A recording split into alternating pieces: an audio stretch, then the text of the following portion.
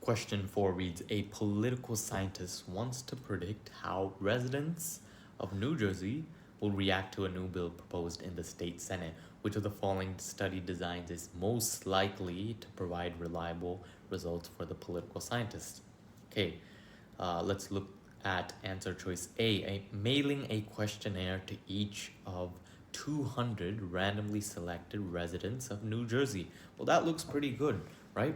200 randomly selected residents of New Jersey. We don't want US citizens or just random people, right? We want this bill is going to be acting on the residents of New Jersey. And so in our sample, we want residents of New Jersey. So let's look at the other answer choices. But A looks good so far.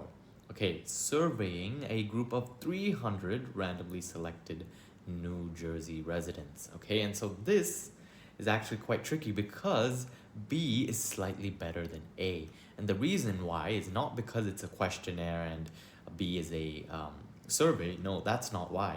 It's because of the sample size right here. B has a sample size of 300 and A has a sample size of 200.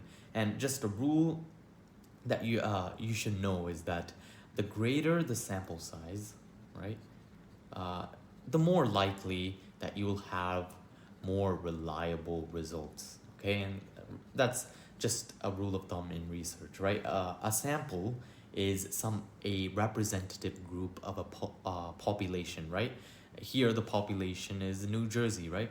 And the sample, the results that you get from the sample are never exactly the same thing you would get if you surveyed every person in that population. And so when you increase the number of people in the sample, we're getting closer and closer to that population, if that makes any sense. And so that's why what I mean by greater sample size is more reliable, right? And so now let's look at answer choices C and D. Interviewing a group of students randomly selected from a large public university in New Jersey. Right here it says a large public university.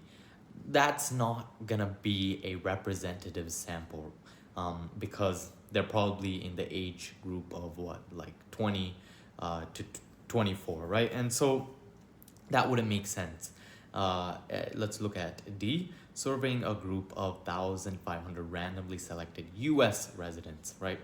Again, not a representative sample. We want people of all age groups, of all ethnicities, but whatever all these variables, we still need residents of New Jersey, and that's not there in D. And so our best answer choice is going to be B.